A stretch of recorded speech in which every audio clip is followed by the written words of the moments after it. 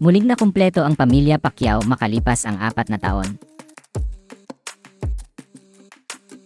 Kamakailan kasi ay ibinahagi ng asawa ni Manny Pacquiao na si Jinky Pacquiao sa kanyang Instagram account ang ilang mga litrato kung saan makikitang kasama ng mag-asawa ang kanilang 5 anak na sina Jimwell, Michael, Mary, Queenie at Israel.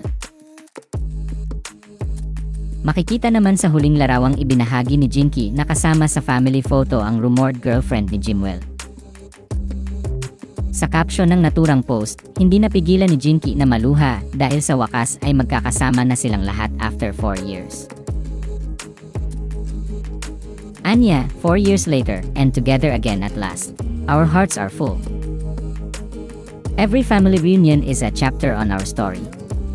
This one is extra special after 4 years. Thank you Lord for your favor and blessings. Hilak jud ko habang type ko sa caption ani nga picture. Nakahilak ko sa kalipay og grabeng pasalamat nako sa Ginoo na kompleto akong pamilya. Maulang jud ang handom sa usa ka inahan nga naatanan ang mga anak makauban ug makompleto mi pamilya. Thank you Lord Jesus for everything.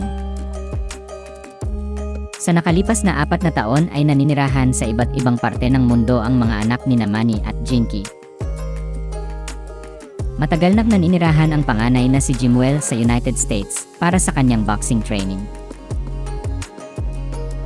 Hanggang ngayon ay hindi pa rin naglabas ng pahayag si Jimwell tungkol sa estado ng kanyang puso. Konsehan ng General Santos City naman ngayon ang pangalawang anak na si Michael. Ang pangatlong anak na si Mary naman ay nasa London para sa kanyang pag-aaral.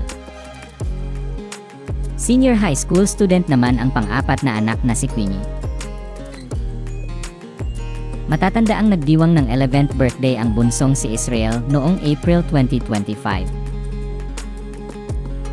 Samantala, ang buong Pacquiao family ay nasa Las Vegas ngayon upang suportahan si Manny Pacquiao sa nalalapit nitong boxing match laban kay WBC welterweight champion Mario Barrios sa darating na July 19, 2025. Naganap ang weigh-in at face-off ni Manny at Mario nitong Biyernes ng hapon, July 18, 2025 sa MGM Grand Garden Arena sa Las Vegas, Nevada.